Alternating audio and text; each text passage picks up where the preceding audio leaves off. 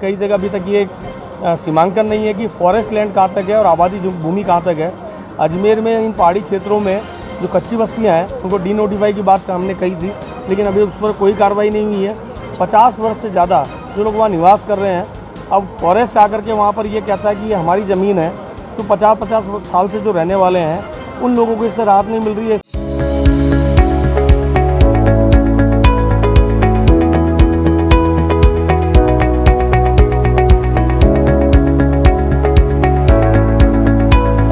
नाम राकेश कुमार भट्ट है और मेरा राजस्थान JN सिविल डिपार्टमेंट में सिलेक्शन हुआ है और मैं आर्यभट्ट कॉलेज ऑफ इंजीनियरिंग का स्टूडेंट रहा हूँ और मैं इसके मेरी कामयाबी के पीछे आर्यभट्ट कॉलेज का योगदान रहा है। प्रिंसिपल सर और डायरेक्टर सर, इन सबका मैं मेरे तहे दिल से धन्यवाद देना चाहता हूँ।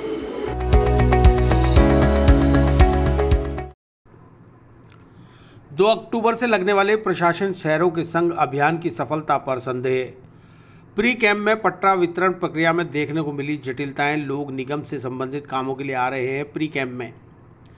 2 अक्टूबर से लगने वाले प्रशासन शहरों के संग अभियान में लोगों को क्या राहत मिल पाएगी, इस पर प्री कैंप में ही सवाल खड़े होते नजर आ रहे हैं, क्योंकि वर्तमान में बिना आबादी का सर्वे कराए वन विभाग व कृषि भूमि का सीमा ज्ञान कराए किस तरह से पट्टा वितरण शिविरों में सफलता मिलेगी, इस पर भी प्रश्न चिन्ह लगा हुआ है।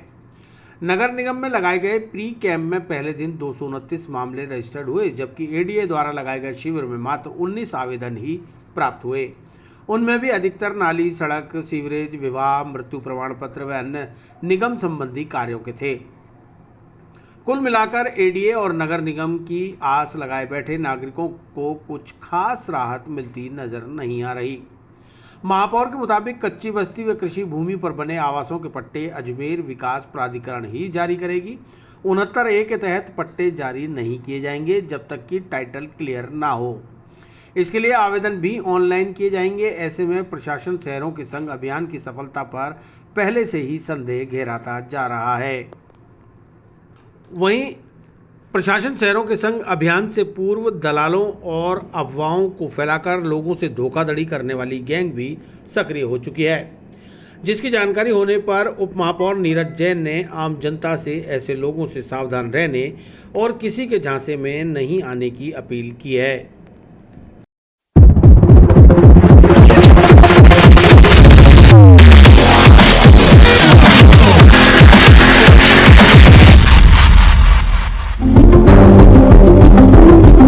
आज प्रशासन शहरों के संघ में जो पट्टे दिए जाने हैं, जो जनता की समस्याओं का समाधान होना है, खांचा भूमि से लेकर उनके नियमन, नामांतरण के जो काम है, उनको लेकर के आज ये दूसरा दिन है कैंप का।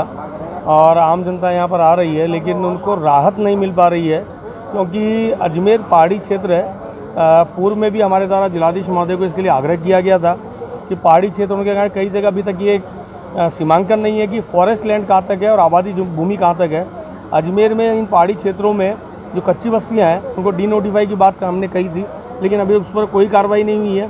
50 वर्ष से ज़्यादा जो लोग वहाँ निवास कर रहे हैं, अब फॉरेस्ट आकर के वहाँ पर ये कहता है कि ये हमारी ज़मीन है, तो 50-50 साल से जो रहने वाले हैं उन लोगों को इससे राहत नहीं मिल रही है। इसके अतिरिक्त जो शहरी क्षेत्र में एग्रीकल्चर लैंड है, कृषि भूमि है, उसका कृषि का जो किस्म है वो अभी तक क्लियर नहीं है कि वो आबादी है या बारानी है या बरड़ा है। इस कारण से भी लोगों को राहत नहीं मिल पा रही है। तो यहाँ कैंप में आने के बाद में जिस राहत की उम्मीद जनता ने की थी, वो राहत उनको नहीं मिल रही है। न तो कृषि भूमि पे नियमन के लिए कोई अभी नियमावली या कोई निर्देशन क्लियर है, न फॉरेस्ट भूमि में बसे हुए उनके लिए कोई नियमावली क्लियर है। जब तक ये इसके बारे में स्पष्टीकरण नहीं आता या कोई मार्गदर्शन नहीं आता, तब तक जनता यहाँ हैरान और परेशान होती रहेगी, ऐसा इस कैंप में लग रहा है। आम जनता ये आ रही है, लेकिन उनको अभी तक राहत देने की स्थिति नहीं बन पा रही है। देखिए, कैंप सुबह से लग रहा है, बीच में अधिकारी आते जाते रहते हैं, लेकिन कर्मचारी अपना काम कर रहे हैं। जनता जो आ रही है उसको राहत देने का प्रयास कर रहे हैं।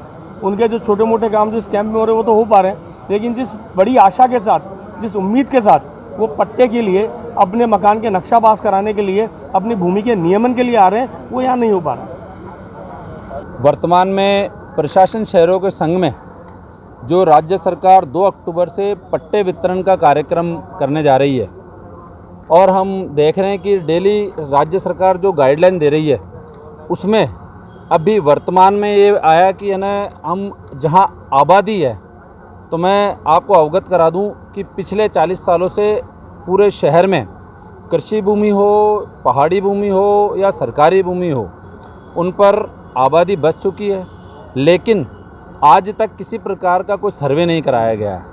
तो मेरा ये कहना है कि चाहे वो कृषि भूमि हो या कोई भी हो, एक बार सर्वे कराएं। सर्वे कराकर उसके ऊपर जो आबादी बस चुकी है उसको आप आबादी में लें, उसका स्वरूप चेंज करें, और जिस प्रकार राज्य सरकार ने लाखों पट्टे देने के लिए जो घोषणा करी है, अगर ये जो कृषि भूमि है उसको अगर आपने पीटी सर्वे वगैरह नहीं करा के आबादी में नहीं किया, तो मुझे नहीं लगता कि राज्य सरकार ने जो तय किया है कि पट्टे देने का कार्यक्रम है, वह सरलीकरण इसको अगर नहीं करी तो पट्टे नहीं वितरण होंगे। तो हम आज जिलाधीश महोदय के माध्यम से राज्य सरकार को ये अवगत कराने जा रहे हैं कि जो कि कृषि भूमि पर जो वर्तमान में आबादी बस चुकी है उसका आप सर्वे कराएं, सर्वे करा के उसका पट्टा वितरण का कार्यक्रम करें, जिससे आम आदमी को इसकी राहत पहुंचाए। और वर्तमान में जो कच्ची बस्तियां हैं उसमें भी बढ़ोतरी हुई है, उसका भी एक बार सर्वे कराया जाए कि कच्ची बस्तियों के अंदर किस प्रकार आबादी बसी है। उस कच्ची बस्ती में भी कुछ एडीए में आ रही है, कुछ निगम में आ रही है। तो जो निगम क्षेत्र के अंदर आ चुकी है और वर्तमान में एडीए में बोल रही है, तो उसका भी हम निवेदन करेंगे कि उसे आप निगम में लेकर और निगम के माध्यम से पट्टे वितरण का कार्यक्रम जारी रखें। सरलीकरण की बात कर रही है, वहीं कृषि भूमि जो कि जहाँ पर आबादी बस चुकी है उस कृषि भूमि को इन लोगों ने क्यों छोड़ रखा है, ये पहला विषय है।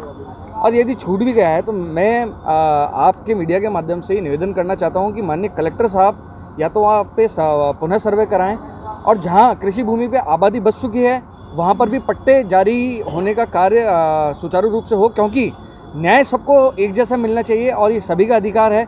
कहीं ऐसा नहीं हो कि अजमेर का आम नागरिक अपने आप को ठगा सा महसूस करे, तो ये ठगापन उसके अंदर ना उत्पन्न हो, इसको लेकर भी प्रशासन को चिंता करनी चाहिए ताकि पट्टे सबको मिले, इस ओर प्रशासन देखे।